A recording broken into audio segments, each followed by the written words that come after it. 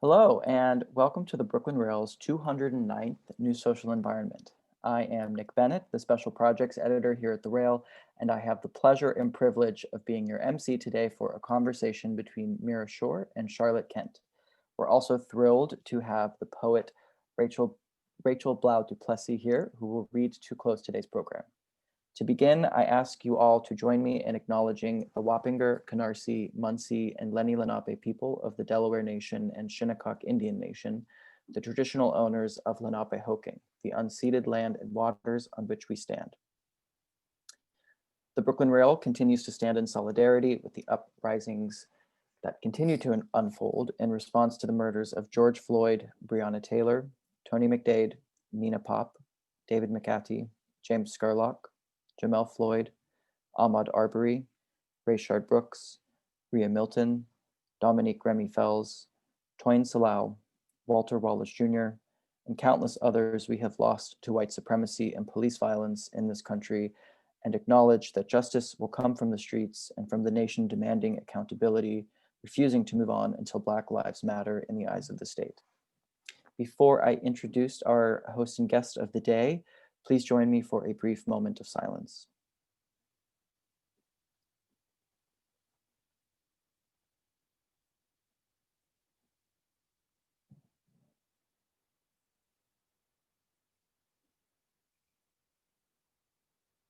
Thank you.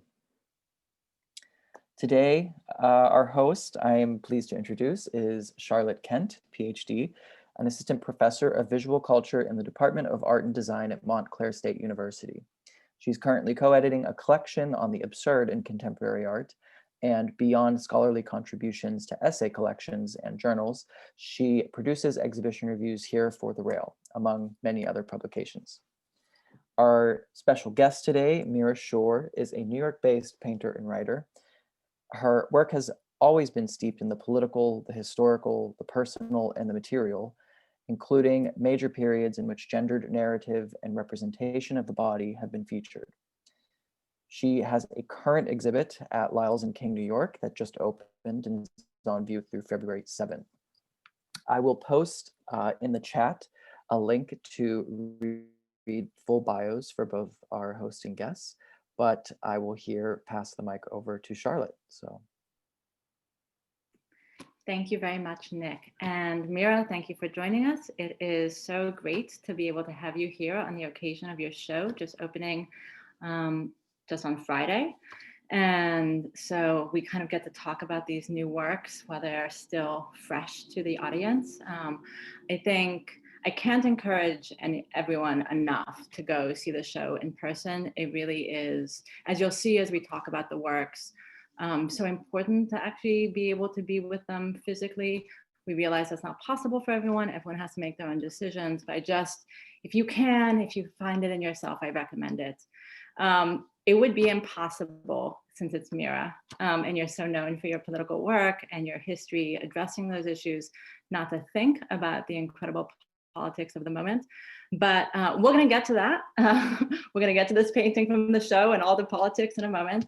I actually wanted us to start with really what might be one of the masterworks in the show, which is the painter's studio. And it's hard to convey the scale.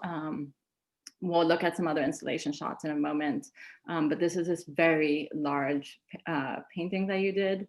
And I just wanted to talk a little bit about what brought you to make this work at this moment.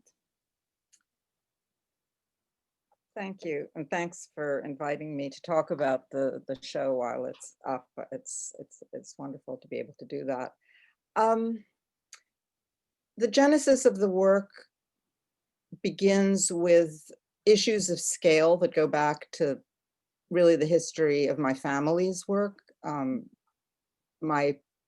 live in the apartment now that I was brought up in, and my father worked in what had been the maid's room. So it's just this, room that's big enough for a bed, basically, and nothing else.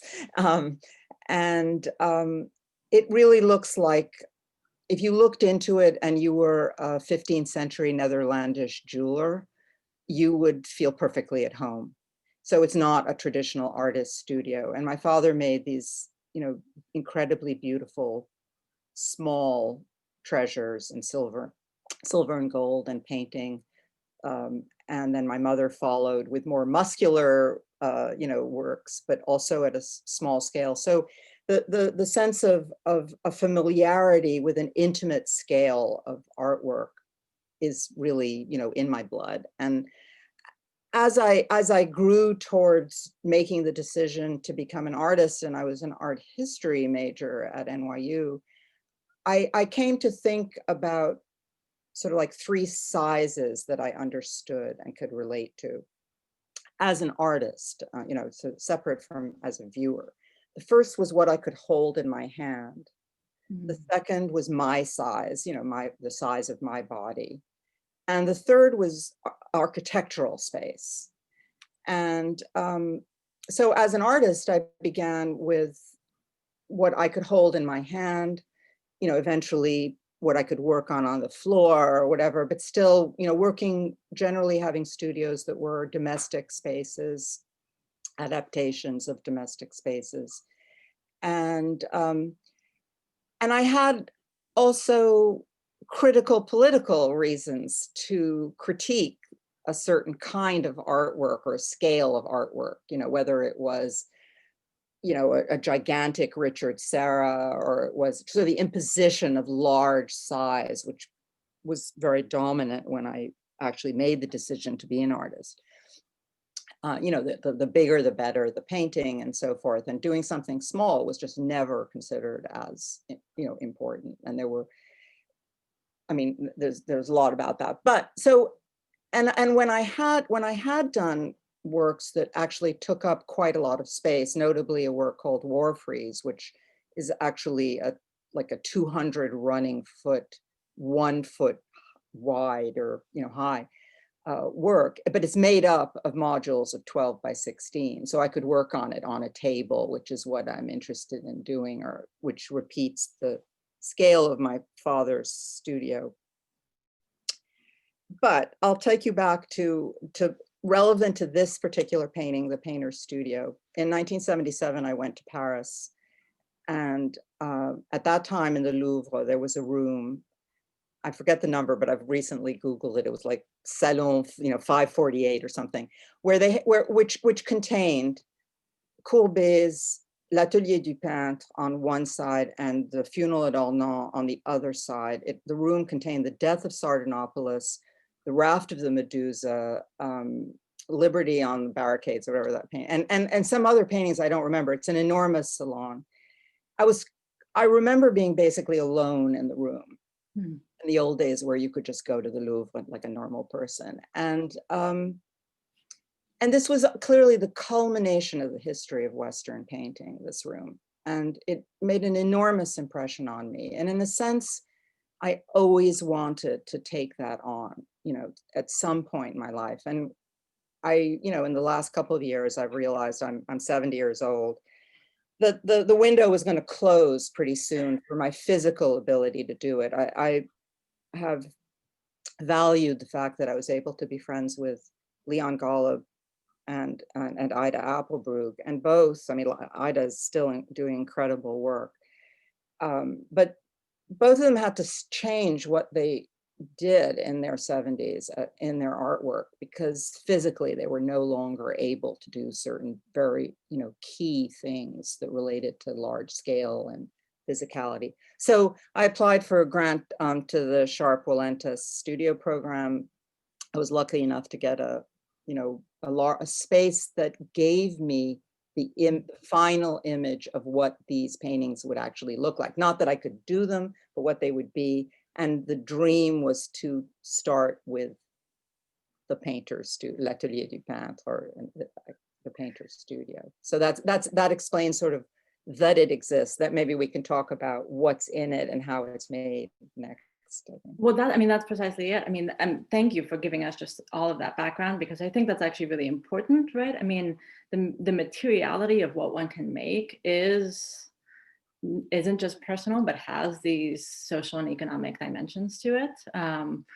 But also, I mean, in looking at this painting, it's so layered. The layers of color are really extraordinary, and you can kind of tell in a digital image, but really in person, when I got a chance to see it, it really sort of came through. And I wanted to ask you, both about how you composed this, how you made, I mean, given the size, you would have to have made many decisions ahead of time and sort of planned out how you were going to approach this. And so I was wondering if you would just talk about like how you picked what was going to be in it, how you decided to layer them to produce what is this major work. Well, first of all, I think you can sort of tell, but definitely one of the reasons to see the show in person is this work, which is essentially 9 by 18 feet, give or take inches here or there, is on tracing paper. So I create, it's a material I've used a lot. I like the fragility of paper. It once was sort of the main metaphor of my work in the 70s. And so I create essentially a canvas by gluing together strips. And then the decisions, the actual sketches strangely enough, for these large works, the sketches were about 3 by 5 inches, little scribbles in a little notebook that I had. I found that, so for some reason, that was the way to get to the core of what I wanted to do. Like if I tried to do a middle size drawing, it didn't work. So the work combines references to my own painting, but it uses the composition and the elements of L'Atelier du Peintre. So I was lucky enough to be able to see the painting again last fall when I was in Paris, about a year, just a couple of months before I did this. And so I took a lot of notes, a lot of pictures. And starting from right to left, the figure in the bottom corner is a self-portrait reading, and it actually refers to other paintings I've done of exactly that image. And we'll get a chance to look at some of those sort of. Yeah. But in the painting, at the right of the painting, Baudelaire is reading a book. So that is that. And then in the center of the courbet, he is seated with a palette, and behind him, looking at him working, is a naked woman with her clothes sort of fallen. So the implication is that she's the model of the painting, except the painting is a painting of a landscape. And what I focused on in what I'm painting is the word painting, which refers to my own work, where I have painted the word painting. The colors are the color on his palette. Behind the painting, behind his easel, is in fact a skull. And the other elements that refer directly to the painting are the child drawing on the floor is in the courbet on the other side. So I reversed it. Mm-hmm. And then I feel like there's a line that you can draw from the child drawing to the skull, to the artist, to the clock. But I replaced the nude model admiringly looking at the great master painting with the eye of patriarchy floating above me. And then the window both refers actually to the room in which I paint in Provincetown, but in the original painting, there's a shaft of light coming from the right corner. You don't know what the source of light is, whether it's just an open room or a window. And so that was the reason for that. And then the butterfly and the clock are motifs that I've had in recent work that refer to time and the time, death, the fragility of life, etc. All those nice big issues. And because of that, I am going to have us talk a little bit more about time. Just in the interest of time, I want to move on to look at another image. This is one of the smaller ones in another room. I don't want to necessarily talk about the content here so much as really to talk about this material. I mean, just the density of the material. You're working with matte, you're working with glossy, you've got very different types of textures going on. I wonder if you would just, you can kind of see this here, and I hope people, if they look closely, can kind of get a sense of it. It's almost nice that there's a little bit of reflection on the upper left-hand corner, because you can kind of get a sense of how tacky the paint is. But can you just talk a little bit, I mean, just since we get a chance to talk about these kinds of things, can you just talk a little bit about these textures and your use of them and why you're doing that? Yeah, so so this is one of the smaller, the smaller scale paintings. So I can really, work right on top of it and puddle paint and do all kinds of things. I generally, I've been working a lot with a certain gesso that is a little hard to find, but it has basically marble dust in it, as somebody eventually pointed out. So it dries to a surface which is very much like a fresco wall, like unpainted fresco wall, except dry. And then the writing is ink. But long ago, I discovered that if I drew that another layer of gesso over the ink, it would bleed through. That some inks are dye-based, so they bleed through the gesso. So you can begin to get a sense of layering and pentimento. In this case, the final layer of writing is an ink that is the opposite. It has a lot of body to it. It has a shellac base, so it has a kind of shiny quality. And then there's like a layer of glaze that creates the orange, and then one of the things that I worked on over quite a number of paintings in the last 4 years was I was trying to figure out how to depict what it would mean to live in a totalitarian regime in terms of painting space. And I was influenced by talking to a friend, the artist Tatiana Istomina, who was brought up in I think at the beginning of her life in Soviet Russia, but in Russia. And I remember she said, the thing is, you kind of just try to concentrate on your family life because there really is no public life available in some way. So my visualization was that the physicality of the air around you, if you live under, let's say, fascism, presses in on expression and on and so in these paintings I'll apply it. The sort of very last thing is this really gloppy, very heavily oily, stand oily black paint, paletted on, then scraped off, and just so there's a kind of, I'm trying to create a tension between the expression of the language or of the figure in some cases and this black space pushing in on it. It's interesting because, I mean, we can go to the next image where I want to talk about some of that a little bit more. It's also something that I've wound up sort of, because it was so stark here, because it was clearly an important thing to be able to work through these kind of, this space of thought and the space of creativity, and when we're under these constraints, right? This is really where one of the things that you've always done that I value so much is how the painting itself can communicate beyond just having to, depict the horror, as it were, right? Just for the audience to understand, I had that previous because the one we were just talking about is a very small one that's positioned right next to this one that I want us to talk about next. And so you really get a sense of how there's a little bit of shift. There's a similar kind of production going on here, but there's a change. And I just love this image. And so Mira asked me, why are you including this photograph? And I just love this photograph so much. I think it's one, this is how I will forever think of you in some ways. And before we move on, I just want people to know, like, I love the way you're standing in the middle. I love the way you're standing right next to this figure. There's just a lot in this photograph, but let's actually talk about the painting itself, which is a very large, fragile drama. And I can say it was really actually being with this painting directly, and it's another one, it's also on tracing paper, right? That started to stand out to me in ways that having looked at some of the images in prep ahead of time, it communicated more in person.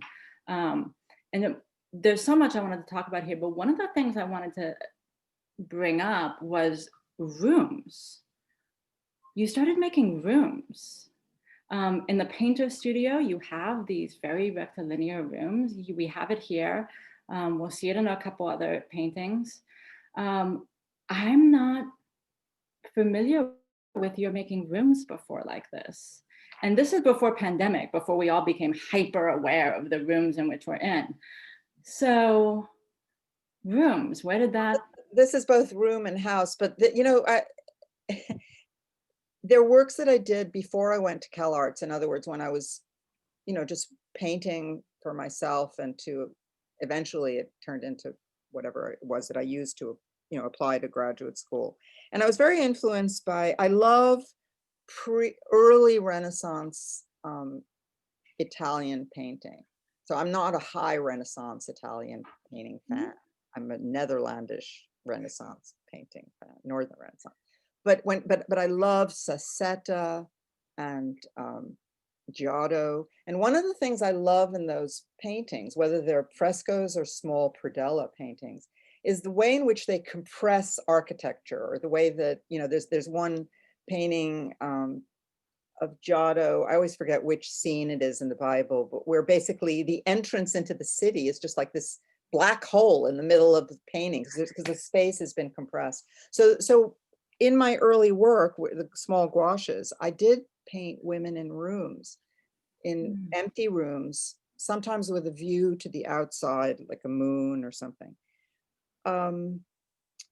So it is interesting that it came back. The original return of the room was in paintings I did that influenced all these works, because it's actually that room, not this one, but the one in like the painter studio, which was the room that I taught in for many. It was a classroom that I taught in for many years at Parsons, and it had, it's sort of from the perspective of where I was sitting as a teacher, and so I've had many thoughts about that space. But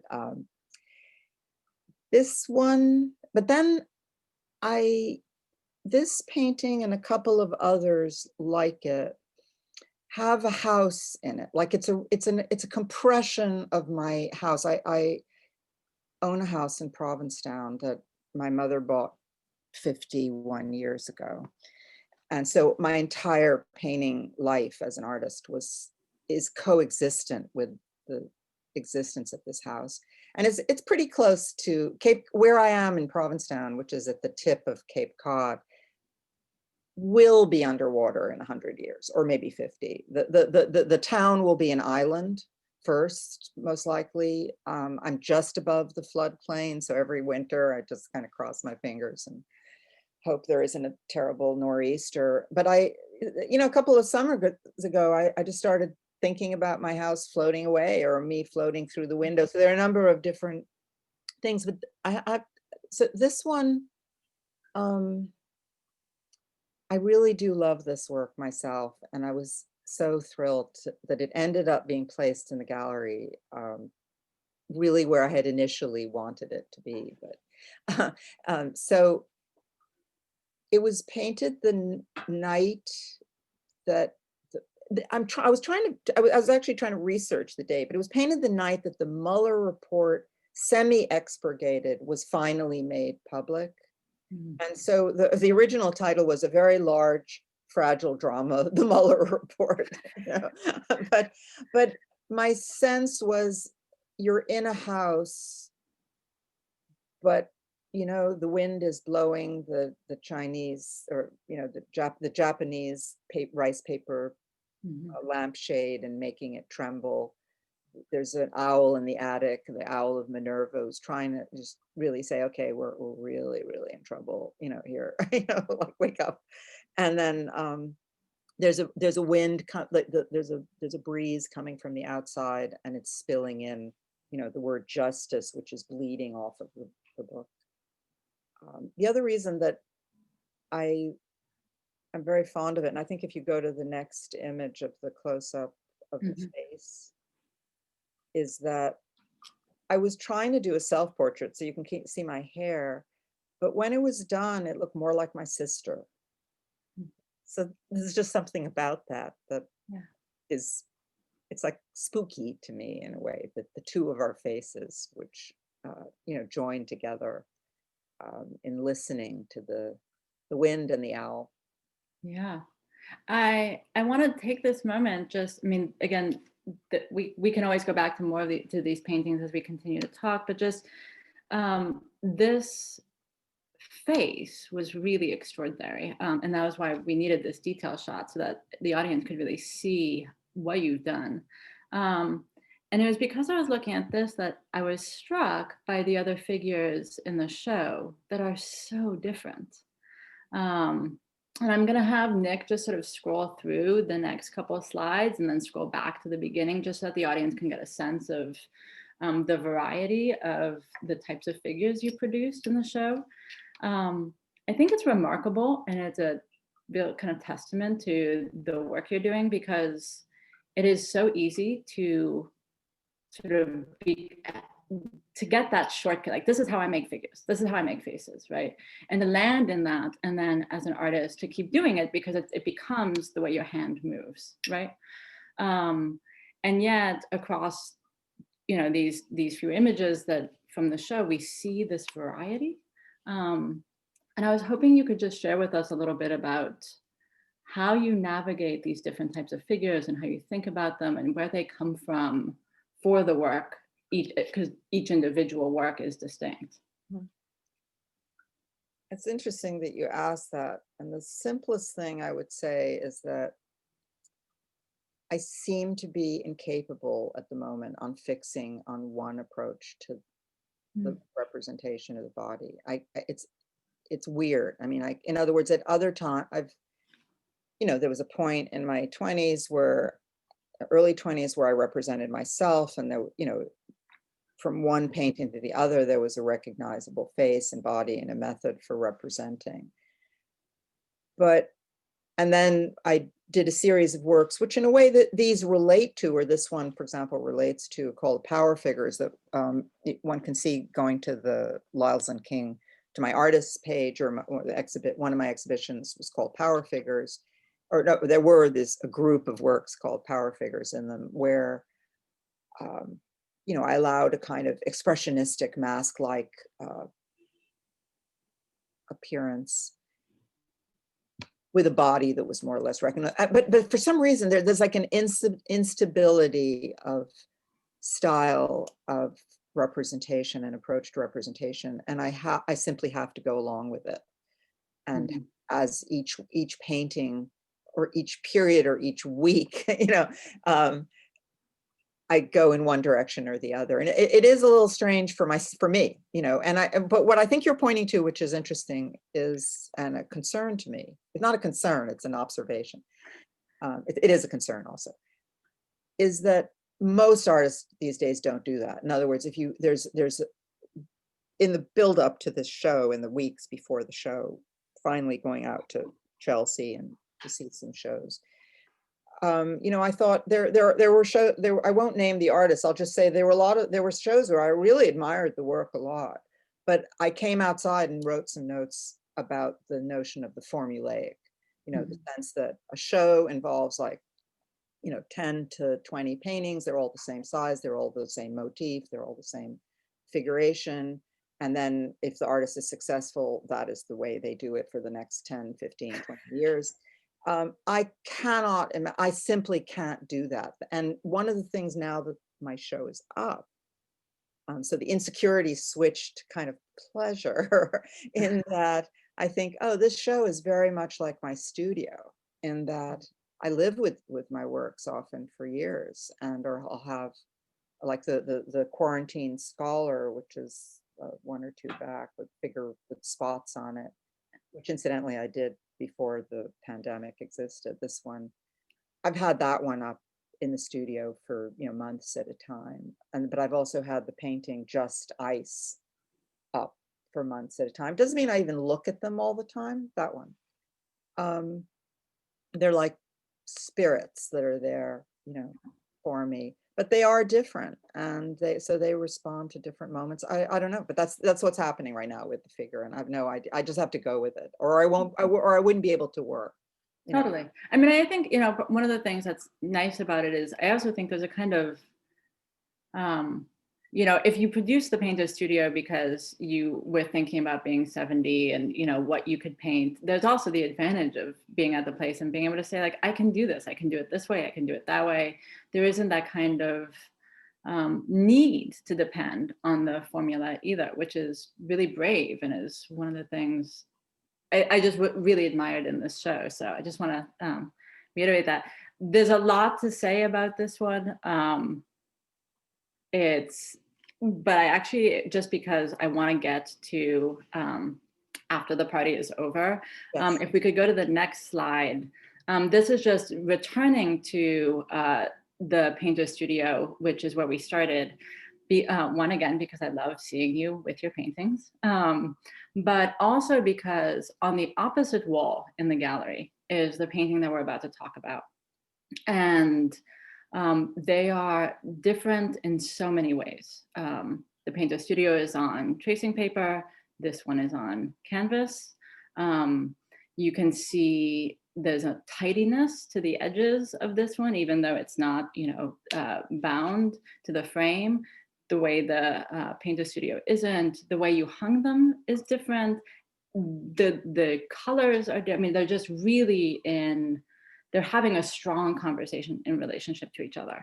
And so there's a lot of things I wanted to talk about here, including the fact that this has no figure. And yet it's everywhere in this painting. You in particular, because this is speaking to so many other paintings you've done, and because it's also speaking to the one right across from it, there's such a sense of you being in this space. So can you just walk us through this painting a little bit? Oh, with pleasure. And first of all, I would say that the decision not to have a figure was in part because of that sort of instability of the figure. So I realized it was best to not have the figure, but actually that really connects to what the painting, I hate to say it, what the painting is about, or like the narrative that I think this, but I should say that you have a couple of details which are closer to the actual, you can see better that particular picture I've decided needs to be reshot of the large piece, the whole view, because it's too washed out. So now we can go back to it and then we can look at the details again. So it was that room, which I'd been painting like in the quarantine. It's the room of the quarantine scholar, but also when the quarantine began. Actually, this was actually done just before the quarantine. So I finally did these two very large works. This came first of the two. And then the second one, the artist studio, was the painter's studio, was meant as a sketch for an oil painting, which I actually have started, but have not been able to have the time to really work on. So I hope I can finish it now.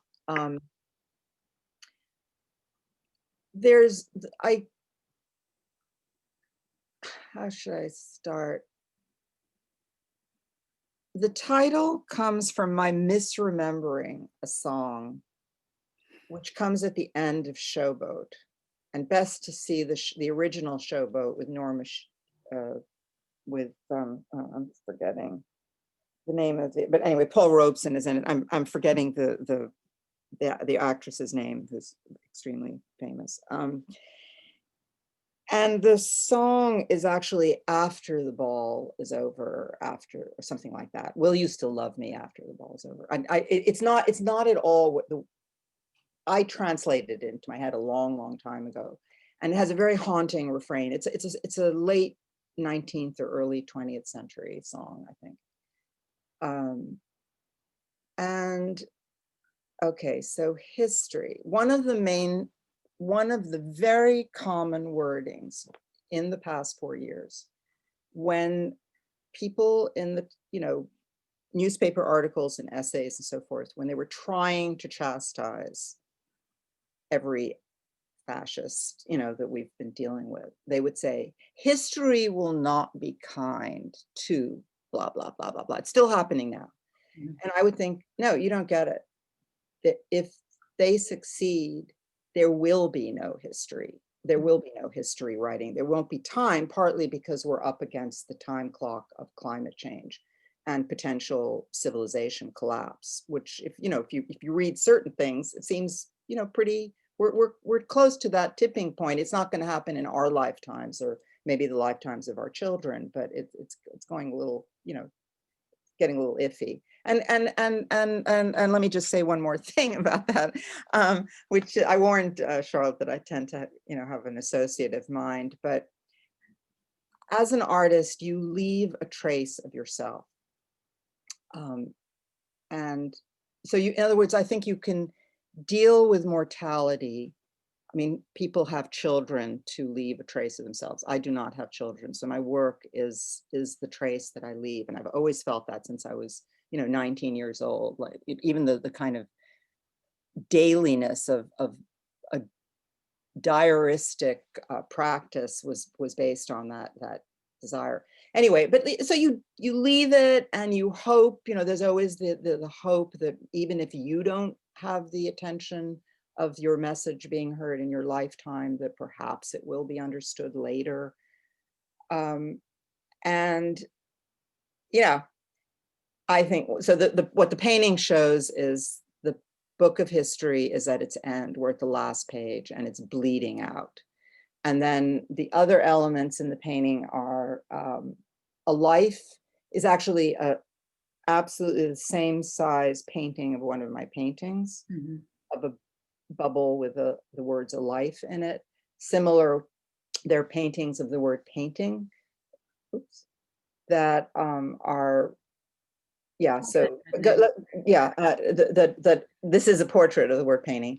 The clock is something I've been painting in the last couple of years because there is this sense of my own lifetime and the time of history, and also there's the doomsday clock, which is it's actually 2 minutes to midnight. So there are some works. The butterfly is also a metaphor of the fragility of life, and it goes back to a dream I had when I was like 4.5 years old that I remember, a vision of a butterfly, which to me it was incredibly beautiful. And it was a nightmare that woke me up screaming for my parents. And years later, I thought, well, what was that? And my analysis was that, I'd probably been told that butterflies, which were very beautiful, had a short lifespan. And so their beauty and death were linked together. The last thing I would say, this painting, by the way, started a much richer color, which is only left in the trace of the outline of the room. It was like a rich earth color. So it's sort of like I gradually painted everything out. I painted myself out first. That was a decision. Then I painted a bright color out to create this space, which in a way is extremely calm. And then after the party's over, is about that, sort of like about that moment. The party is, the history of humanity on Earth, in a sense, is what I'm talking about. I don't know if anybody who's, watching us has seen the movie from the either late 50s or early 60s, On the Beach, which is a wonderful movie, very, very haunting. And the premise of it is that some kind of nuclear accident has taken place, not a war, it's not specified, but a cloud of radiation is moving across the globe and killing every living thing. And it takes place in Australia. They're waiting for this wave to come. And as you become engaged with the people who are trying to deal with this catastrophe or are unable to deal with it, you gradually see everything left of our civilization, as if all of us had left the room yesterday. It's not, trees have not grown out or over it or moss or whatever. I think the thing, I mean, obviously one of the advantages of art is that it can have multiple meanings and that none of us get to determine the sole interpretation. But one of the things about this is that it's not as apocalyptic as some of the things you're suggesting. No, it's very calm. It's calm. I mean, I don't know if it's the two doorways. I mean, that was interesting to me. I haven't, usually there's one window, one door. Here you've got two doorways. I don't know. There's just there's some interesting things in it. It's also just speaking back to so many other paintings. And so again, in relationship to the painter studio, that the two are right, looking at each other that way, they actually operate in a way like this thing you've often done in your paintings, which is, here we see the painting and history, these two sort of squares that are talking to each other. If you could go to the next slide, Nick, we can just see a close-up of them again. But then I also want to go to the next slide, because I mean, just to reiterate this thing of like, you've been doing this kind of conversational work in your art for years. And we can even go back further than this, but I picked this one, just I happen to be particularly fond of this one. But it's a little more limited in this most recent work, right? I mean, there's a lot more, this is a very chatty conversation. In The Party's Over, it's a little bit quieter. There's a little bit more of a pause between each statement, I feel. Oh, yes. And I just wanted to, just before we move on to the next set of paintings that I wanted to talk about, were you thinking about that material difference, the tracing paper, the canvas, the way you hung them, like just those differences as a part of the conversation they're having? It's more like it's inherent to the reality of those works. Yeah. There really was no way to financially, spatially, whatever, and also due to COVID, to stretch the large oil painting. Mm-hmm. And I am very insistent on there's something about the fragility of the tracing paper, which is, from a commercial point of view, gives people palpitations, or it's disastrous, and yet the reason one responds to it is because of what the ink does to that fragile surface, and even the fragility in relation to the history. So they kind of, they go up exact. So in the end, we went for the way they were in the studio, which is one was stapled to the wall and the other one was held up by magnets, and I think that that's why it makes me happy to have it really be like bringing my studio to you, Yeah, no, that comes across. So, I mean, I wanted us to really spend some time talking about painting, because it's so easy with politics to somehow get sidetracked into, the stories and the events and the people and the dates. And I think it's really important to take this time to talk about the painting as itself, and has been, and you've written about this, is political, right? It's not just that it's this image, right? It's not just that it has to declare itself, but it's also, I mean, in the way in which you manage it, in the way in which you work with your mediums is a political choice. It's that, it's the outcome of that personalized political recognition. These two paintings that we just saw, Democracy, and then This Is Not Political, are really, they are and they're not strident, right? This Is Not Political kind of, again, I feel like it's a historical painting. Like there's a bit of not humor to it, but like you're clearly referencing Magritte. You're clearly, there's a way in which you're sort of, I felt like you were sort of poking fun at people who are like, that's the painting, and painting doesn't do anything besides a particular moment. But I was just wondering what got you to the place with these two images. Democracy and This Is Not Political. Mm-hmm. Well, the Democracy is, I actually did this after the election recently, just to let you know that, in other words, it says November 22nd. I was going to ask you about that. The danger is not past. And okay, so that's that. But This Is Not Political is actually a more surprising one. Somebody just recently said, oh, I love the way it's like, references Magritte. And I thought, oh, I never even thought that, because the way it, I mean, I don't deny it, but of course that's an obvious reference. But this summer I literally scribbled those words, or I wrote those words that in my handwriting in a notebook, and I framed it. And what I was thinking about was actually, there were two things that were sort of like determine what it looks like. if we go back to this is not or forward to this is not political, just thinking about all the things that we hold up, like political signs that you hold up. Actually, in New York, you're not allowed to hold up. You can't hold something on a stick. The New York Police Department won't let you hold something on a stick. So, but I think in a way I was very depressed, and I was thinking like, well, what is political art? So there was a kind of conundrum that I was working with, that an irony or a conundrum with this work. And actually this painting itself, I really took me a lot to reconcile myself to it, of like, is it any good, or I don't know, whatever. I only did 2 of them, and this one is the stronger, more vibrant one visually. I think some of that I think some of that has to do with, if we think back to the 2 that we sort of started with, what is art under fascism, and then a very large fragile drama. There's a similar the color composition going on, but this one actually doesn't take us over the edge in black, right? You brought back that central color along the edges, and I think that makes a really big difference here. It's yeah. It's also a little bit like the way we look at screens, we look at TV, we look at so it also replicates that a little bit. I wanted to look at the next 3 images because you have this history. This is where people are like, oh, Mira, she's super political. She's always making political art. Right?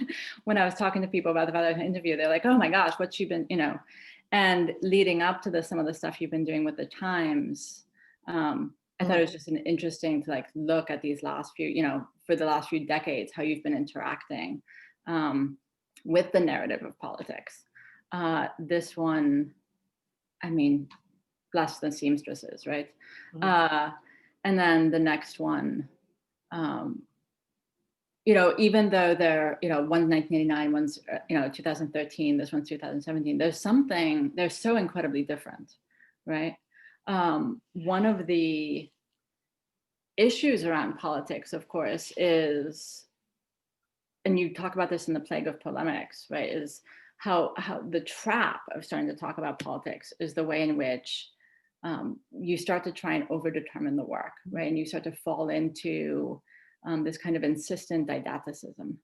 And looking at these, one of the things I wanted to ask is, how do you maintain a kind of self-criticality and when you're dealing with politics that matter a lot and that make you angry, that are personal in that way? I don't really know. In other words, I'm not sure I can answer that because, well, for one thing, I have one of my earliest sort of major self-identifying works is a painting that I did at CalArts called The Two Miras. And one Mira has the face kind of my sister, again, sort of looking out wisely and quite calmly. And the one that but back, with her back turned to you, is the same figure, clearly, with a red, angry hand raised as if to strike the calm Mira. And so the 2 Miras, one of them is, this year I decided to call her the anti-Mira, it just turns her power, let me pretend that I'm somebody else and say, my considerable powers of criticality on myself. By criticality, I mean relationship to art history, to contemporary art, etc. It's tied to insecurity, but it's based on actually real understandings, or at least I think they are. So that's the anti-Mira. But beyond that, I can't really say, because I think that I can only do the work that I can do at any given point. Which explains some of the shifts in my work at different moments from language. There are a lot of works that where you would not have any sense that there's anything political. In fact, so a lot of the language works past a certain point where the painting only represents a word, not like democracy, but they're paintings of the word flesh, they're paintings of the word thing, of trace, painting, etc. you know, I was very embroiled and you know, to some extent a victim of the essentialism, anti-essentialism debate in the 1980s. And by the time the debate focused itself more on me, whenever it did, to whatever any extent it publicly did, you know, as being labeled as an essentialist, which was not a good thing. I'd look at my painting, which at that time might just say painting or, you know, thing, and think like, literally, what does essentialism have to do with it? You know, I mean, it really, except that it was a painting, you know, and that painting itself is essentialized in you know, in that discourse, yeah. In that discourse, yes. Let's just go to the next one, which is these New York Times ones you did, because I mean, it's one of the ones you see upon entering. It's a part of when you first enter the gallery. It's in there with some of the ones we've already talked about, and so there's this sort of hue containment that's happening as you go in.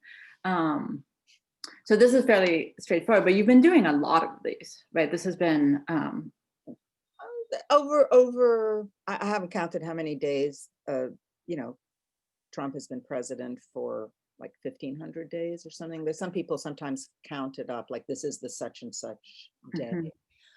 I've done maybe 70 or 80 all told. So it's not as frequent as you think, but I think that the way I started doing it was perhaps a little bit more full-throated visually than some of the earlier ones, because some of them I would just correct the language of the Times, you know, yeah. like, excuse me, but you know, like what you're saying is just really pussyfooting around.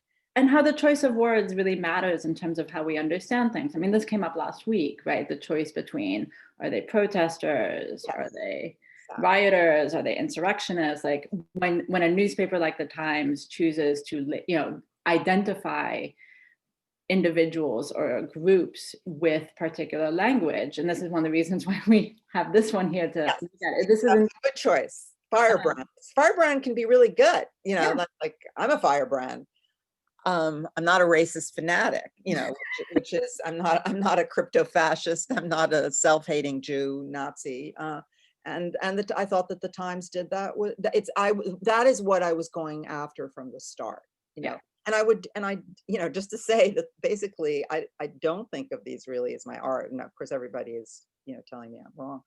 But I started them because I read the Times, you know, first thing in the morning, and sometimes I would just jump out of my chair, you know, leave my breakfast, go do it right away. And in one case, which is not related to Trump, there was one New York Times that had Harvey Weinstein on the cover. And I thought, okay, I cannot have breakfast with that face looking at me. So I went, blacked it out, came back, and said, okay, now I can go on and have my breakfast. And I do post them on Instagram and Facebook because I have this sense of communicating to, you know, at first it was maybe only, you know, 50 people that might look at them. It's only recently that people have paid more attention. I mean, I was going to say, this is actually, I mean, there's a lot of people can see more of them on Instagram. This is something, you use Instagram in a sort of interesting way, in that it includes this type of work that you do. It's not sketches. It's not, you know, it doesn't necessarily relate to your, you know, art practice directly, but it seems as if it's a part of it overall. And it's one of the really, it's something you do with Instagram that is, I think, particular to how you've approached that space and how you can continue to like interact even when you don't have a show going on, right? But I mean, one of the things that's great about this is, of course, you have always been paying attention to words. And so just for a moment, I want us to go back to, you know, the fairly early days and talk about the Book of Pages and the dress book. Here again, you're using tracing paper. No, actually, this is rice paper. Oh, it's rice. Okay. Whoopsie. And then there's the book of the dress book, where people can, you know, I doubt people actually can anymore. You know, you have to put on your gloves and be really special. But the idea was to be able to turn the pages and to see it this way. And And then, to really get us to Meaning magazine, which is, you started in 1986 with Susan B., right? And it was actually a really important, it feels like a very important moment in the sense that you suddenly developed I think, a very consistent writing practice. And I was wondering if you could just talk us through that moment briefly, like that, I know it was in part because you were frustrated, you wanted to you had something to say and not everyone was letting you say it. And so, damn them all, you'll make a place for yourself to say it, which has been a part of what feminist art history has done Exactly this whole time. But what was, I wonder, because it was such a collaborative venture, whenever I read about it, it always seems like it was this very collaborative, not only between you and Susan B., but also between you and anyone who was a part of that issue. We created a community. And I think that, I would say to young artists, you're in school, you have friends, you leave school, life begins to knock you around and people go in a lot of different directions. And, or then you get a job and then you have a new community. So for me, shifting from Cal Arts to teaching at the Nova Scotia College of Art and Design created a whole other community. But then I came to New York and then, my community was based on those two previous ones and it started to shrink because I didn't have a public space, or a job or anything. And, so when Susan and I started Meaning, we just pulled our mailing list and sent maybe a Xerox flyer, out. And gradually we had subscribers and Susan had a vast friendship base from the bridge, the art world to the, poetry world through her relationship to language, L equals A equal, which I always say, where Meaning is the sister of Language magazine. And, so gradually recreated a community. And just to get back to Instagram for a second, when I entered into social media, I recreated the mailing list of Meaning first, and it began to give a sense of, yes, there was an audience. You don't see them. It's a weird thing about writing, but they exist. Familiar. Yes. And the spur for starting Meaning was the essay that I wrote about the work of the representation of women in the work of David Salle, who is somebody that I went to school with, called Appropriated Sexuality. And it definitely marked a moment in my life of entering a stage, the stage, but creating, as you say, we created our own space. And it was really interesting. I think that Susan would agree of the experience of, we were just two artists who did not have gallery representation. In a sense, we were at the center of the art world because we had been in the art world our whole lives. We knew important artists, and yet we were, completely anonymous. We had nothing to lose. And then gradually we realized that we had created a little bit of cultural real estate, because then people would be pissed off at us if we didn't publish something of theirs, or and that was interesting to see too. And then once you have that sense of a connection, a vehicle to reach more people, it's wonderful and it's interesting to pursue it. There's this anthology that was put together that is still available, and I just wanted to share. I thought Holland Cotter in his review wrote something that was quite nice, that Meaning, in reading Meaning, theory was valued, but so was personal experience. I thought that was a very insightful, and it speaks to some of what you've been describing as well, that alongside theory, there is this personal experience that one brings to how one thinks about things, and recognizing that and having a space for that. That wasn't really there when you first started Meaning. I don't think of the 80s as being a place where a lot of theoretical writing was open to that kind of. Oh God, no. Also, no, and I mean, it is important to, the 80s was an incredibly interesting, extremely annoying decade in some sense, and I mean, starting just recently, we experienced the 40th anniversary of the assassination of John Lennon. And I wrote about how, standing at the corner of Canal Street and West Broadway on a dark, cold winter night after that, and Reagan had just been elected, and just thinking, the door has closed on. Only to have more doors closed in the years that followed. Yeah, but in other words, the 70s, the post-war, everything that was optimistic and interesting and experimental and liberatory about the 60s, 70s, all that, the door had closed, and we were into the, the moment of. But this really started you on, you started doing a lot of writing, and the next slide just brings up a couple other of your writing projects. And Wet, I want to mention, I'm going to quote another review, just because I thought this was so wonderful. Catherine Rooney described, if there was a recipe for art, right? It goes pop culture plus something from art history plus something appropriated plus something weird or expressive equals useful promotional soundbite. And she decided to take this sort of thing that she felt like she was seeing out there in the world, and she applied it to Wet to say, Guggenheim winning painting plus award-winning criticism plus committed feminism plus a witty tone equals lucid essays that will appeal to anyone interested in interventions in received ideas. And I just thought that was such a humorous but wonderful way to approach the collection of essays that are in this book. And so for those of you who aren't familiar with it, I hope that convinced you should check it out, because it is a really, I think, an important collection of essays about your thinking.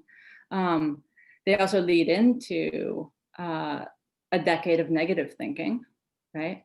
She's actually writing, she's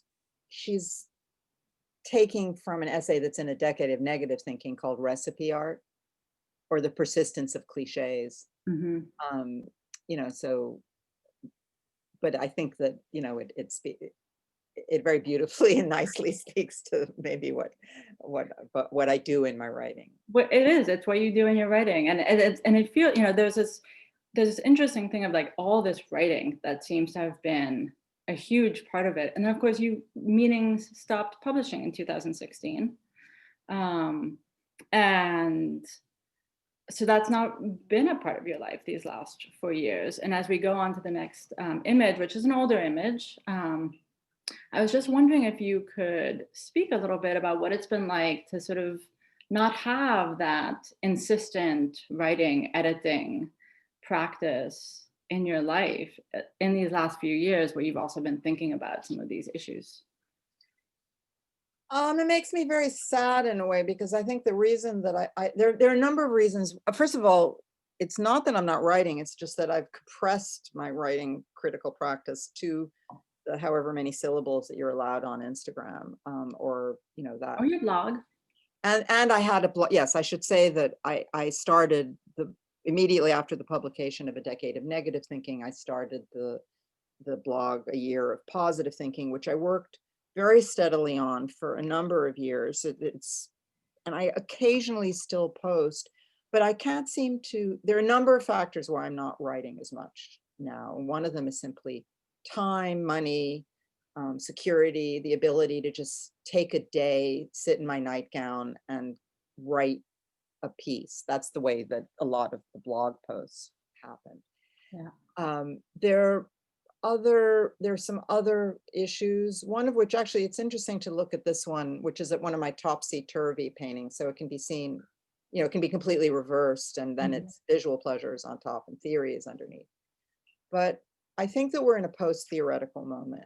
And so the theory that had inspired me to deal with it, so that in a kind of antithetical, like I would say I negotiate the antithetical, I'm drawn to the antithetical. And that's how essays like Figure Ground and so forth came about, in a kind of response to Benjamin Buchlo's writings in particular, and to October magazine and so forth. But at a certain point, I just realized there is no theory anymore. There's identity. We're in an identity period. And I can't change when I was born. I can't change where I was born. I can't change that I was born a cisgendered woman, not to get into that too, but in other words, right now, those are the issues really that a lot of text and is concerned. It's not that people are not relying on theoretical references, but I would say that we're not in a theoretical moment in the same way that the 80s, if you did not engage with theory, you could not survive. At least at that moment. Of course, many artists did not feel that they needed to do it. But I felt because I was drawn to it and I wanted to deal with the issues, I felt sink or swim. So I had to kind of learn on the fly things that other people were learning in graduate school seminars. So my knowledge is actually very, very sporadic. I think if we look at the next image, this isn't, again, one of the older works, but has been a really important reference point for you. And it speaks to this moment of theory that you were immersed in. I mean, one of the things I just want to say, I hope you're wrong that we're not in a moment of theory, since I happen to enjoy theory so much myself. And I'm constantly trying to convince other people that they should enjoy it too. But also because I feel like it did inform how some of the type of self-criticality that you brought to your painting, and some of the choices you started to make. And I was wondering, because I know this one is a particularly important painting, and one that is sort of in your mind, if you would just talk about that a little bit here. Right. Okay, so this is the first, I didn't represent language in any way for about 10 years, or actually a little bit more than that. So in the 70s, you had text, like some of the works that you showed, the Book of Pages, that was personal text. It was dreams, actually, utterance to a specific person. Mm-hmm.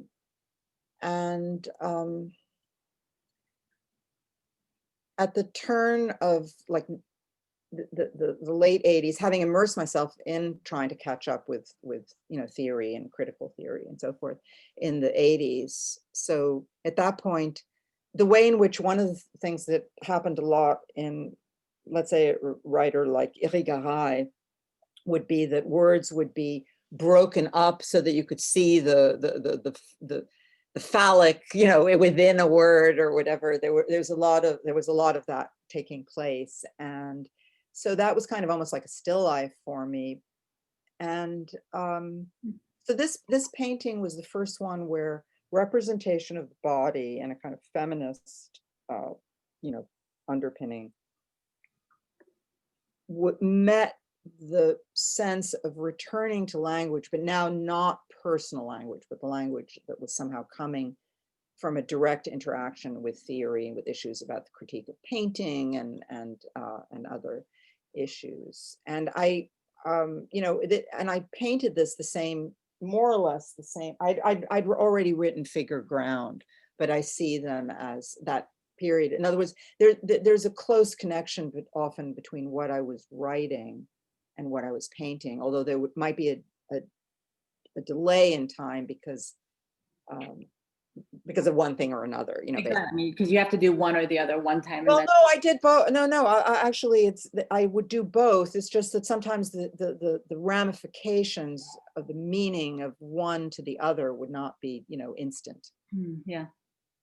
I want to go back now just briefly to keep us moving into after the party's over, just to bring people to something we hadn't talked about yet, which is a life, which you had mentioned earlier, is the size of that painting, a painting that you've made, right? Thank you. And so to look at the next slide, which is, there's something, I started getting captivated by these balloon shapes in your work, A Life in the Mirror, from 2008, which is such an interesting non-selfie image, in the sense that you know, there's all of this stuff now where it's like things are written backwards so that when you see them in the mirror, when you take the selfie, it's actually you can see the word, right? It's like there's been this reversal of language and in commercial production. And that probably wouldn't have stood out to me when you made this painting, but so very much does now, as I often find myself looking at things and realize that the only reason the words are backwards is so that you can take a photo with it. But this idea of a life in the mirror, this shape, right? I was fond of this shape, and I think it's something we'll come back to. But in the next slide too, I love this painting so much, this portrait of my brain. I just, it's so simple. It doesn't, but there's so much going on in this. The texture of the paint is so much a part of what this painting is about. It does recall some of that color stuff that we were talking about earlier, but is different. I just felt like all of this stuff was sort of being captured, like these earlier works that are there in the background, but were really just being captured in this one small gesture inside after the party is over, in a way that again is one of the reasons I think it's one of the masterworks, right? It's just like that it can evoke all of this other history and work that you've produced, because just another show would be after the party's over and all the works of mine from the past that it references. So I thought about that. I did think about it didn't occur to me to put this one. I couldn't find exactly a life that's in After the Party's Over looks the most like a work on paper. And I do a lot of work in notebooks, and some of those are my favorite images. I scan them, and so to me they're very real, but they're not sort of commodities really. That doesn't not make them real. Let's remember that. No, I know. It's just, now that I've sort of entered I mean, for many years in a way, it's not that I didn't occasionally have exhibitions or participate, but in some way I was not part of the art market, and I didn't need, the only way in which it impinged on me was people saying, don't work on paper because it's not worth as much, or paint oil because that's the master medium, and I only did what I did when the work required me to make those shifts. Yeah. But these works, Portrait of My Brain, is part of a group of works I did after my mother died.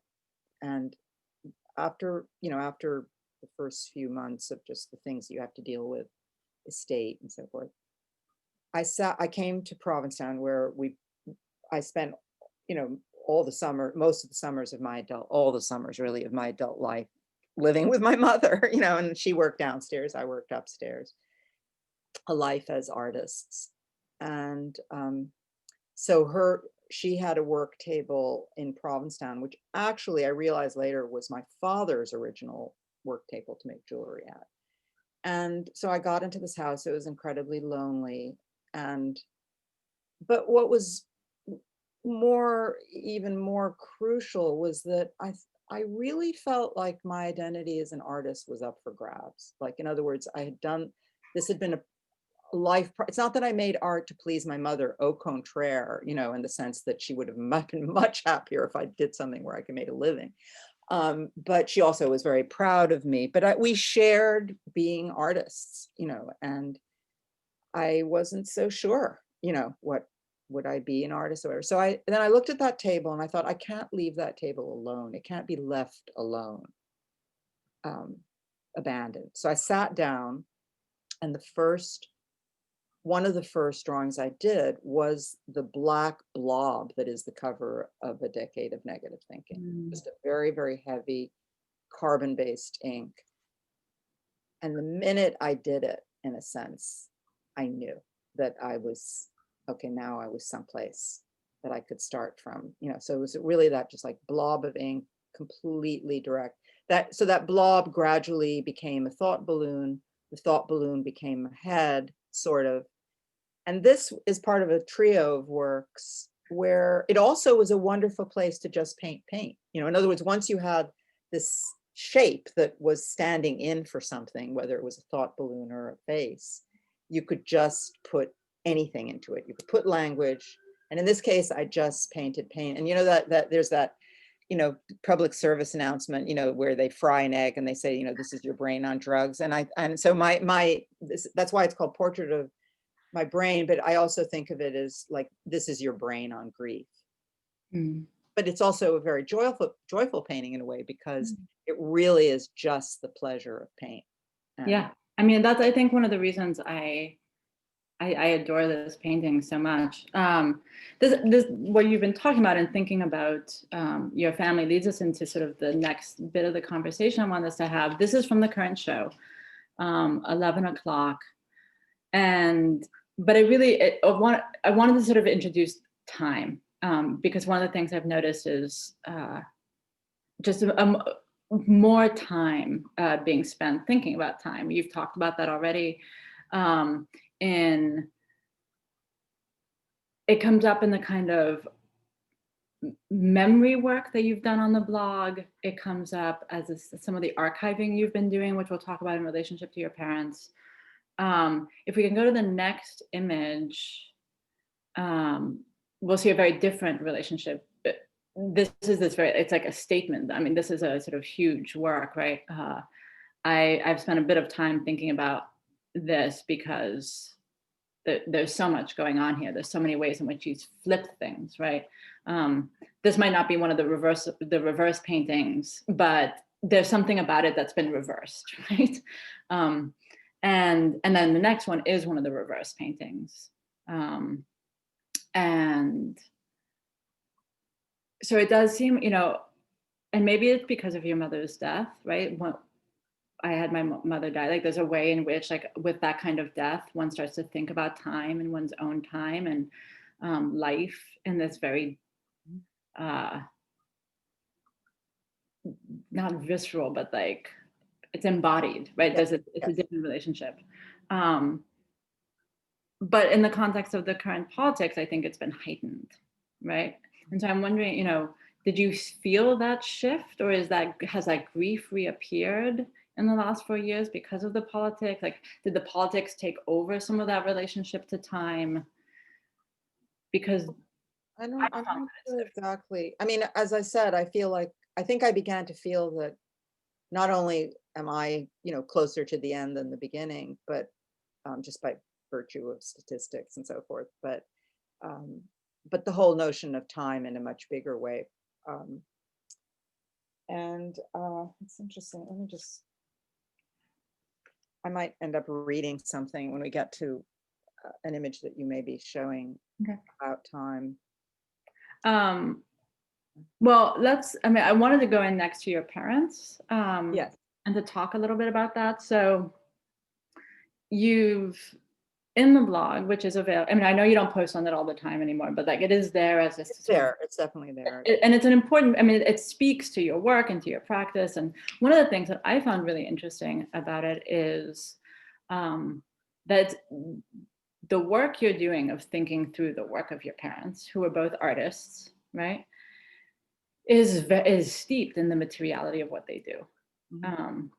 And I appreciate that these images show them at work, right? It's like that's a very real part of who they are. It's not this like sort of nice formal portraits. Like these are who these people are. And one of the things you've been doing is because people have there are these forgeries, I gather, of some of your father's work, right? And so people contact you when they think they have a work of your father's to verify it. And what it means to stare deeply into someone's making like that, right? And to try and identify the line. That is my father's line. No, that's not my father's line. That I just wonder like how that process has, I mean, I know that that's been taking up a certain amount of time over these last few years for you, but also how that's impacted, how could it not on some level your own work? Because to think so much about someone else's line and shaping must intrude on your own practice. Oh, I would never say that it intrudes. It's more that my entire body and everything that I do is completely imbued with what I learned from what they did, from being physically immersed in their practice.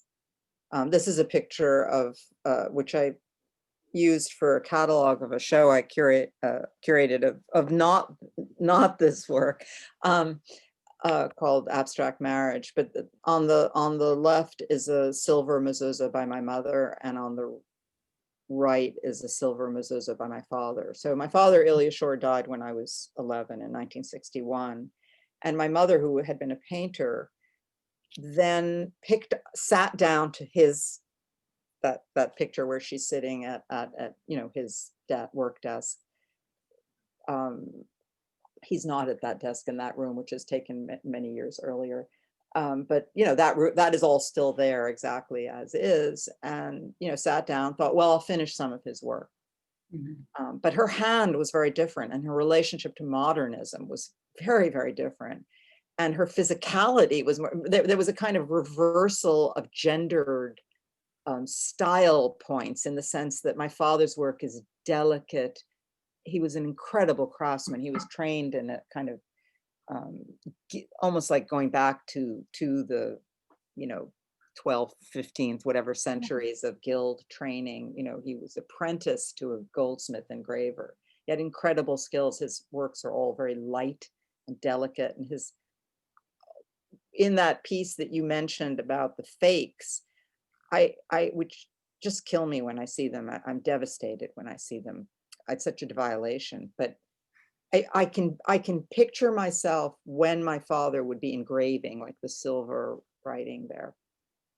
So at whatever age I was, my head was basically at the height of his working. He was seated working, and I was at the height of his hands engraving. If you see that, my parents worked at home. If you see that every day, it's just absolutely imbued into your body. It's not something that, We're going to see in one of the upcoming works, but I want to mention it here too. I mean, this mezuzah, and we get to see it closed and open.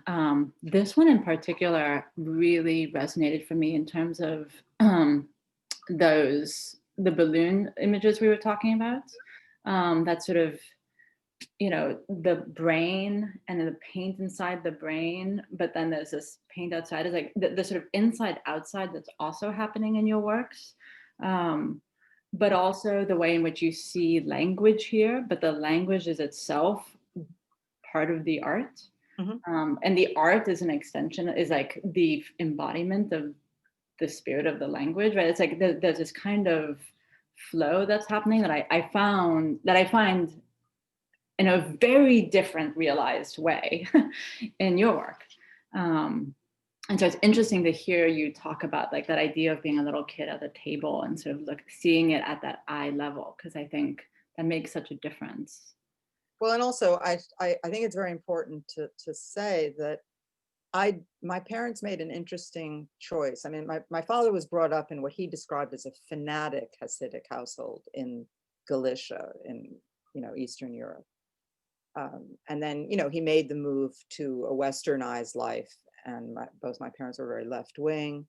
And when they came to America, in a way, American Judaism, which was the lifeblood of, supported our family at a particular historical moment.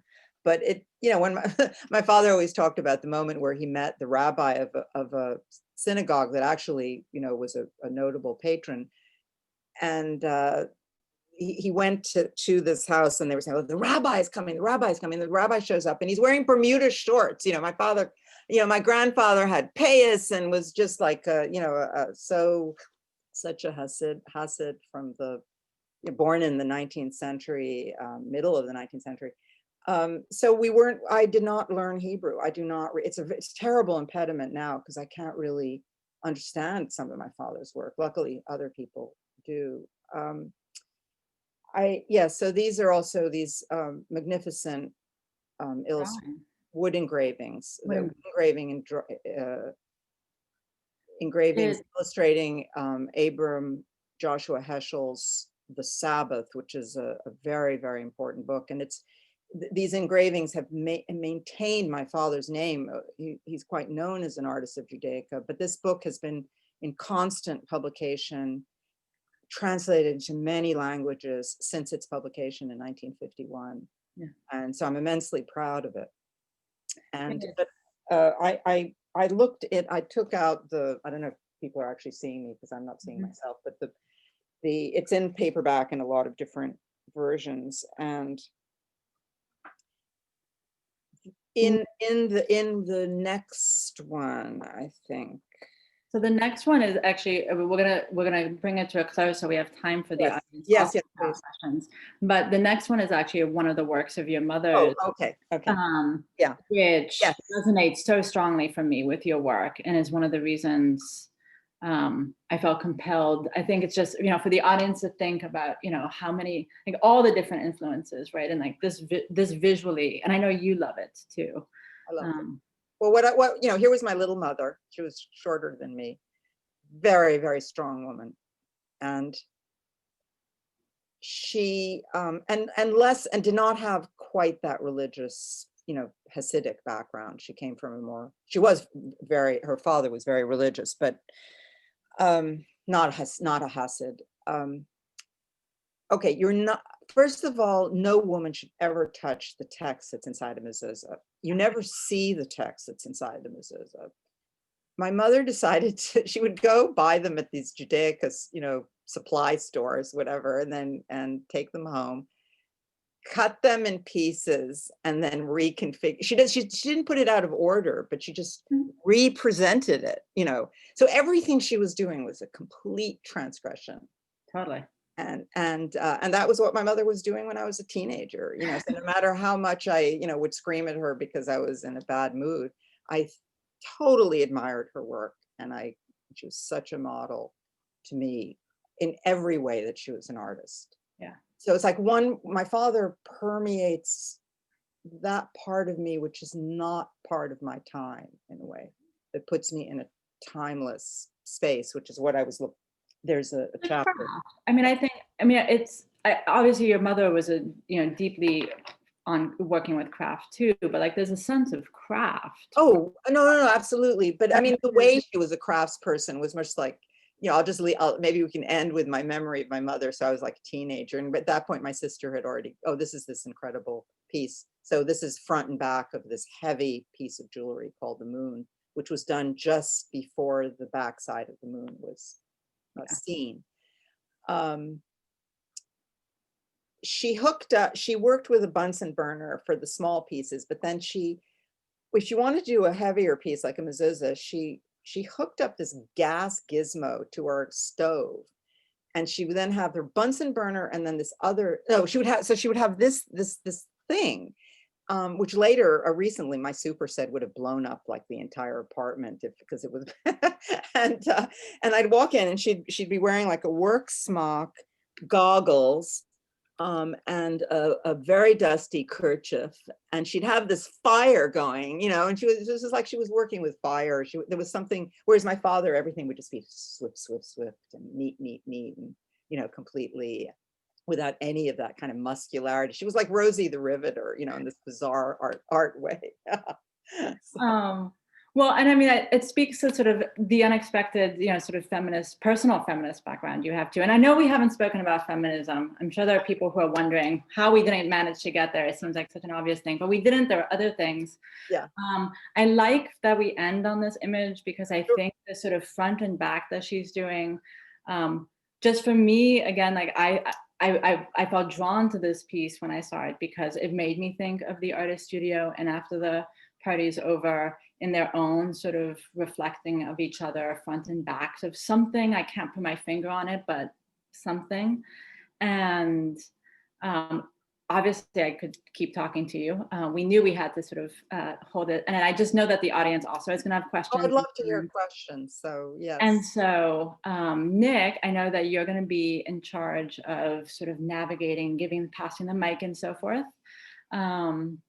So take it away. Thank you, Mira. Thank you for the wonderful questions. Yes, I also just kind of on behalf of everyone in the chat, thank you both so much for this conversation and for your generosity here. We have plenty of questions to get to, so we'll take as many as we can. I'm going to kick it off with Marcia Oliveira. Marcia, you should be able to activate your mic to ask your question.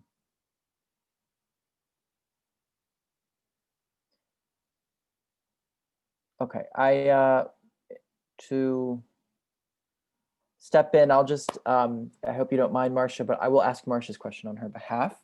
Marcia asks, do you find any relation between the enclosed space of the rooms and the space of the books, parentheses, books seem to function here as an antinomy of that enclosement? I hope that makes sense. Well, it's a beautiful question. I'm not sure I've really thought about it in that way because going back to what I said very early on, the book is what I can hold, but of course it's a space that metaphorically is enormous. A book takes you everywhere in the world in your mind, and the room is a specific, architectural space. Thank you, Mira. Our next question comes from Charlie in the audience, but he asked me to read on his behalf. He would like to know, Mira, if you could talk about the relationship between the literal, the figurative, and the metaphorical in these new works in particular. Literal. Literal, figurative, and metaphorical.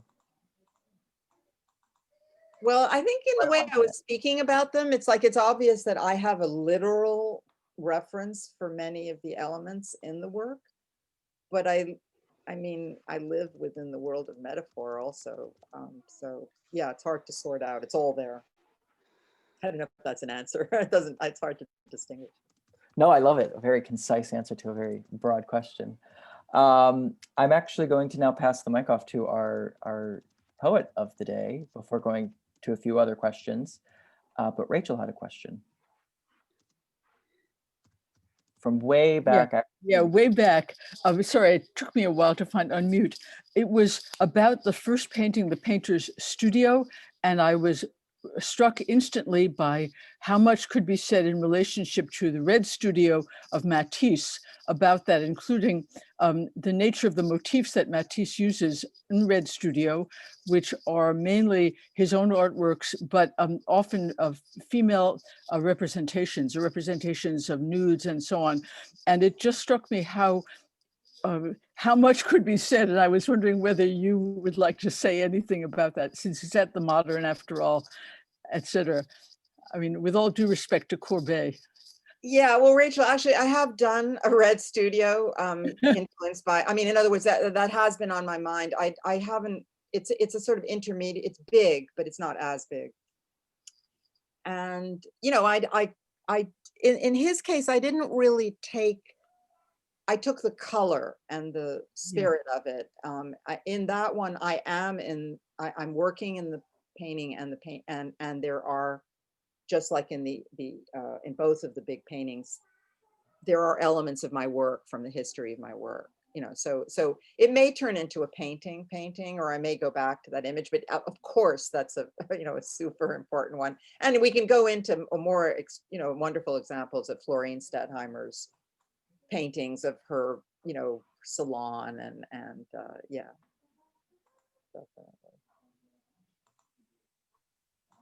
Well, thank you so much. I am now going to pass the mic off to Tootsie. Tootsie, you should be able to turn on your mic. Hi there. Thank you, Charlotte and Mira and Brooklyn Rail for hosting this incredible conversation. And everyone, I want to encourage you all to go to Lyles and King and see the show. I saw it this weekend, and it's a tremendous show.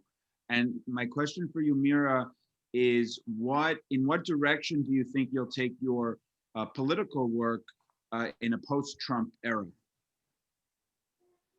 That's a really good question. So let's see. And then I should say that was one of my concerns with the show was presented to me, or offered to me by Isaac Lyles in September, and I said, well, what if Biden is elected and everybody's happy and no one's going to want to look back on these 4 years? They just they were a nightmare, and we're going to move on.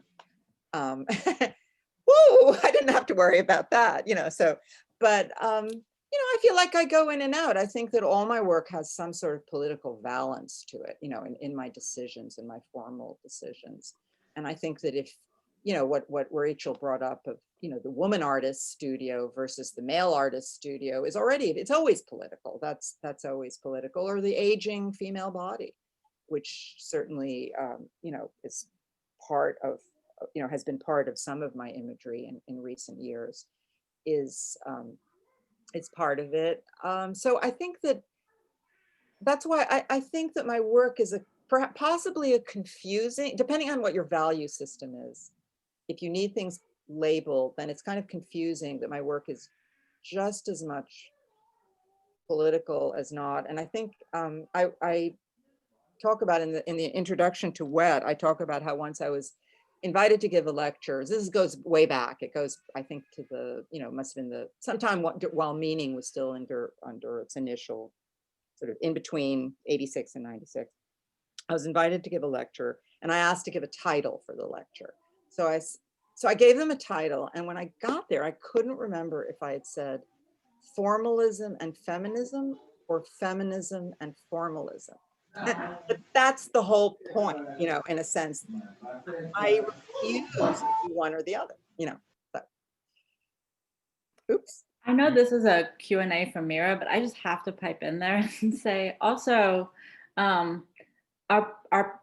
our still current and soon to be past president also isn't the definition of politics. The politics will continue, the work continues. There is still an extraordinary amount of work to do. And no matter how much we believe in the people who may be coming in and may be helping to make change, there will still be things to criticize about them. There will still be issues to address in word and in art. For sure, because as we can see with some, I grew up during the era of the civil rights movement, and it was a major part, a major inspiration to me as a writer, all of it. And okay, so now we're in phase 300 of the long and difficult road towards real, equality, whatever that means in our country, a real parity and participation and recognition of history and so forth. There is no closure to this story. And also power, as many have written, Frederick Douglass, etc. Power does not want to give up power. So you're always going to be I don't expect in my lifetime ever to be in a situation where there is not power. And therefore my work will always be political in that way. Right now, I've forgot what you actually asked me just now. But the other thing, I wanted to say that I'll tell you one of the things I'm thinking of and wish that I had one of those days where I could sit in my nightgown and write. And so I'll try to do it. Is that because I think we're in for a real crisis. I mean, I think now we're really in the crisis of potential civil war, and I mean, I'm terrified.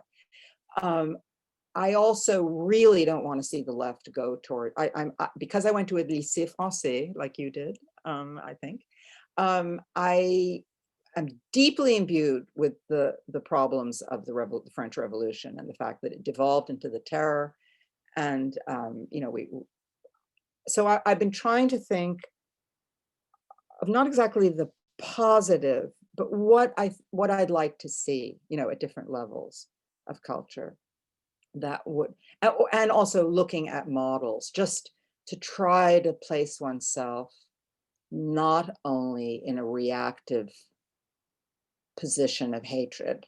I mean, my hatred and rage is beyond, I mean, I'm sure we all agree with this, but I often think like there are levels, like in a cartoon where the steam comes out of the head. I mean, there's so many times where I think, okay, I thought that the level was like we'd reached the level, and oh, it turns out that there's another level of blowing your top or thinking you're going to have a stroke out of pure rage. And I think that now we're, what happened the other day was unthinkable, and so, and it's continuing. So yeah, so I think that I'm sure I'll paint paintings that don't on the face of it look political, and I have that right to do it, but I think everything about what I do always has a political balance to it. That's the way I would describe it.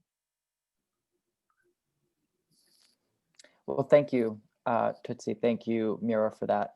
I think we have time for one more question, but I just want to, give a shout out and a thank you to all the wonderful people in the chat and that have attended today, like Susan B and Patricia Spears Jones, and even Fong, who sent something before. But I think we have time for one more question. Before that, can I just say, can I please. see the chat? Can you save the chat Yes. for me so that I can see it? Because I'd love to see. I've been seeing little, nice little comments coming up, but it would be really fun. Yeah, absolutely. And just a note for everyone, actually, there's like a button that has 3 little lines next to the chat. And if you click that, you are able to save the chat. But Mira, I will absolutely share this with you afterwards. Okay, great. I hope I'm not catching you off guard, Christina, but you just asked a question a moment ago, and I'm prompting you to turn on your mic.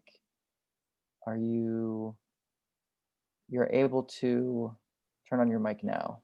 Yeah, hi. My question was kind of a reach, and so I'm gonna have to. I think I'll just have to read it instead of paraphrasing it because it was hard to get to it. Just a second. Oh no. I'm wasting everyone's time. I'm so sorry. I have it. Yeah, could someone else read it, because actually I can't find it now. I made it. I thought it was a really solid question, so I sort of kept it up for myself. So Christina asks if you could comment on how or if the archetype of the hidden language that is revealed in your mom's mezuzah is playing out in your own work today, perhaps by associating feminism, politics, Judaica, and the idea of a protective mechanism assigned to an object. That's a beautiful question, but I'm not sure I totally understand it enough to answer it. Because the language, sometimes the legibility of language in my work is not there. It's hidden, but the language is not hidden in the way that, in that sense of the revelation of my father's work, where the language might be inside or whatever. So I don't quite know how. I'm sorry to disappoint, but I'm not sure I know how to answer that. So it would have to be rephrased, or another question that hits at the same, something similar.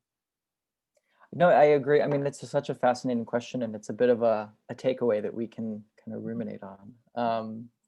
But at the Rail, we do have a tradition, and we always in person, when we would have lunches together, we would end by someone reading a poem, and we've carried that tradition into these community events. And today, I'm thrilled to welcome our poet laureate of the day, Rachel Blau DuPlessis, to the stage. Author of the multi-volume long poem Drafts and the recent collage poems Numbers and graphic novella, her second long poem Traces with Days includes Poetic Realism from Blaze Fox, forthcoming this year, and Late Work from Black Square Editions 2020. And I will share some links to these works in the chat.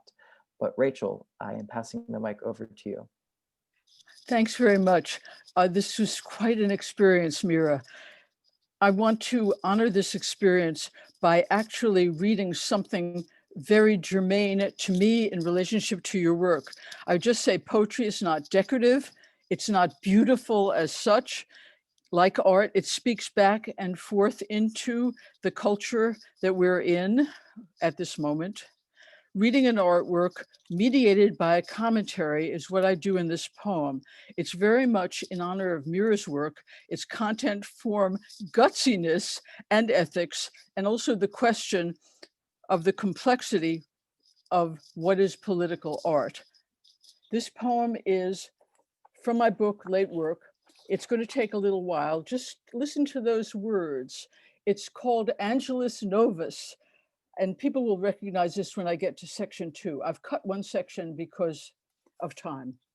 1, it's a strange angel, a new and improved angel, chicken-footed claws and finger feathers, a perfect poultry type, raglan, sleevy wings with a sigh, nudge, him, her, it, They, ange, or angel us, an angular build, spikes poke halfwise as its puzzle parts, triangles, churches, knife blades, and or mountains.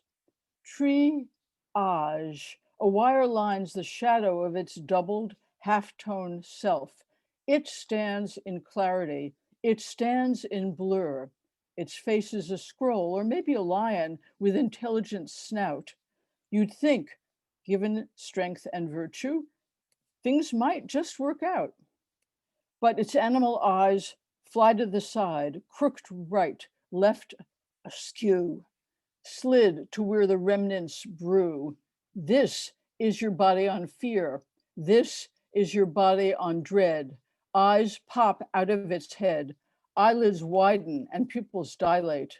Hair rises, muscles vibrate. Though it shudders, it is fixed. It's staring at the wrong ends of pickup sticks. 2. This is the giveaway for where this comes from. There is a painting by Klee called Angelus Novus. It shows an angel who seems about to move away from something he stares at. His eyes are wide, his mouth is open, his wings are spread. This is how the angel of history must look. His face is turned to the past. Where a chain of events appears before us, he sees one catastrophe, which keeps piling wreckage upon wreckage and hurls it at his feet. The angel would like to stay, awaken the dead, and make whole what has been smashed. But a storm is blowing from paradise and has got caught in his wings. It is so strong that the angel can no longer close them. This storm drives him irresistibly into the future to which his back is turned, while the pile of debris before him grows toward the sky. What we call progress is this storm. Walter Benjamin. To ask which way the wind is blowing is not a 60s joke.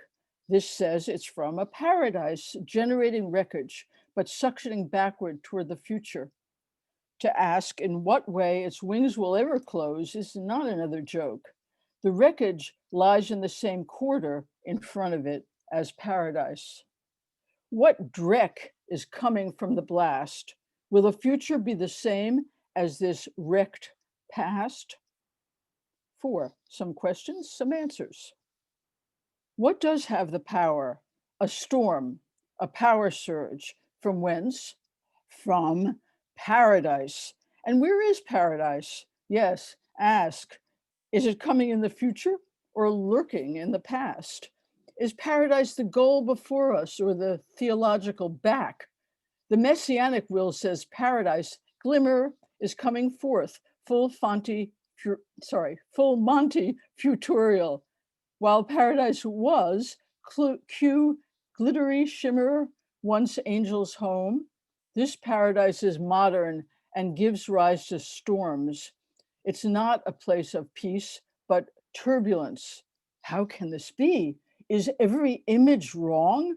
Is paradise malign? Is angel powerless? Are these names obsolete, flat, functionless? We seize up, freeze up, thesis, antithesis, paralysis. 5, almost the same. Why does this angel have fewer powers than us? We perceive a chain of events. It perceives debris. We project a narrative linkage. It perceives catastrophe. Why is the wreckage apparently invisible? I mean, not rendered in the scene? Did everything shift in this twisting swirl of a funhouse twirl called history? In the realm of angels, is there no logic, no cause and effect, nothing syllogistic? Is the answer yes, not? How to imagine the motives of any angels? Then how do these get thwarted? And by what? The angel would like to stay. Its mission to institute justice by heavenly fission. Nonetheless, it is doomed to hover, paralyzed inside this ever darkening loss, which is Whatever comes when winds from so-called paradise double their force. 6. This thing is not a picture exactly. It's one monoprint, unrepeatable, mainly not to illustrate, but to parallel us and travel together. These glyphs are flat as forms of fate. Ledgers, unreadable records, accounts of days barely having time to leave their ugly detritus before more arrives. The stakes that high were always so. Almost representable is everything. That's why you might say that Benjamin's glyph taken from clay is illogical. If you can't represent this, you just can't. But there's the joke. It is what it is, like I am, stuck in the throat. So what's to say in the face of all this? Let them eat cake, let them choke. 7, consider cinders, consider the badger bludgeoned. Irreducible, implacable, inadequate, insightful, not enough, never enough, but enough after all, enough to be unbearable. Already ruins, the line tightens. Can the right words get gasped out, get grasped? Shards on the shard pile testify. Skipping a section, we live amid documents, a new batch every day, vital to document something of what we are seeing. Hence, a poetry not solely poetry. Do I have to spell this out? We are on energy alert, but on a short fuse for quick illumination. So then the poles swerve to depression with disgust, swerve back, practically electrocuted with despair, and reanimated jolts of force, more power plus unsought powerlessness. Our angel was once rooted in its clarity of purpose and grew in light, but that brand of angel declined, was withdrawn from the market, ripped from its root, wrenched out of shifting soil and in straining winds. Thus, the angel found itself deep flung across the place once home, splayed and played out. It got worn, raggedy, and frightened, and so it looked like us. The angel us. Yes, spell it out. We live in nomadic unfulfillment. Therefore, I am the philologist of the trace, and I am not I. Hello, goodbye. To read trace is violation, not to read disvalidates whatever the mark might give. We stare at the plethora of texts. The trace is a smudge of flattened historical time, a sullying, hedged spaces, the hard to clean grease of endlessly bad politics. Ecologies fucked or challenged to breaking. Persons like numbers but unnumbered, picking at shards thrown off by cataclysm, lying among those broken parts and speaking in the voices of the dead. So, speak, nothing, again, nothing. What is beyond that sublime? Something, for which there is no genre, but swiveling pressures on words from words, blowing and blasted at every turn, like mini angels. The time of now is palpable. It is the source. Tense and restless, twisted lot and cowed, is it possible to vow? To gather up our nothingness as force, to enter the dark tunnel of our time once more? Thank you. The end. Thank you so much, Rachel, for concluding today's event with that reading. That was beautiful. Thank you. I want to thank Mira and Charlotte again, and everyone for joining us and for tuning in today and for your questions. We usually conclude by saying, this past October marked the Rails 20th anniversary, and We will be celebrating our anniversary all the way until October of 2021. So if you're able to, please consider making a new year contribution to keep the Rail and our special projects free, relevant, and independent, just like this one that we host every day at 1 p.m. and like our other special project, Be the Immigrants, that I will post some information in the chat about. Every amount matters to us, and thank you for supporting us, and a reminder to always support your local poets. Join us tomorrow at 1 p.m. for a conversation between artist Yuji Agamatsu and critic and writer Jessica Holmes. We'll conclude with a poetry reading from Andrew Durbin. You can now turn on your microphones and say hello or goodbye as you see fit.